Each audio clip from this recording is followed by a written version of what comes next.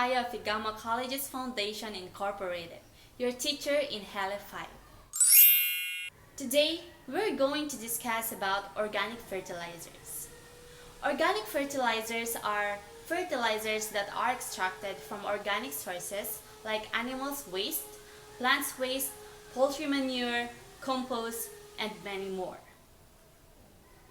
Compost is an organic matter that has been decomposed in a process called composting. Let us watch a video on how to make a compost. Homemade compost is invaluable in the garden.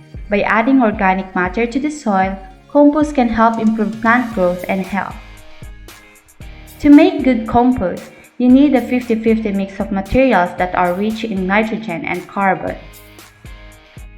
Nitrogen comes from lush green materials such as grass clippings, whereas carbon comes from brown materials such as woody stems and cardboard. For every bucket load of green material, you need to add the same volume of brown. Shredding, chopping, or mowing these materials into smaller pieces will help speed the composting process by increasing the surface area. Things you'll need to make your own compost are a sunny corner of the garden, an equal mix of nitrogen and carbon-rich waste, and a compost bin. Stand your compost bin directly on the soil.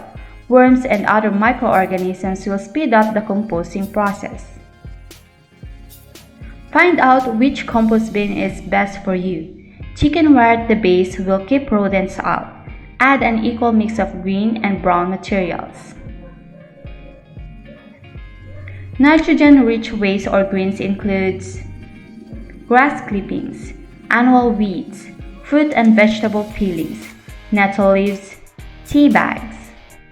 Carbon-rich waste or browns includes dried leaves, paper or newspaper, cardboard, straw, egg boxes and empty toilet rolls, paper towels, paper bags. Speed up the process by turning your heap occasionally with a garden fork to aerate it, mixing the outside ingredients to the inside. When turning the compost pile, make sure that the materials in the center are brought to the outsides and that materials from the outside edges are brought to the center. Waiting at least 2 weeks allows the center of the pile to heat up and promotes maximum bacterial activity. The average composter turns the pile every 3 to 4 weeks. Moisture is also important to support the composting process. Compost should be comparable to the wetness of a wrung-out sponge. If the pile is too dry, materials will decompose very slowly. Add water during dry periods or when adding large amounts of brown organic material. If the pile is too wet, turn the pile and mix the materials. Another option is to add dry, brown organic materials. Bacteria and other microorganisms are the real workers in the compost process. By supplying organic materials, water, and oxygen, the already present bacteria will break down the plant material into useful compost for the garden. As the bacteria decompose the materials, they release heat, which is concentrated in the center of the pile. You may also add layers of soil or finished compost to supply more bacteria and speed the composting process. How long does it take? The amount of time needed to produce compost depends on several factors, including the size of the compost pile, the types of materials, the surface area of the materials, and the number of times the pile is turned.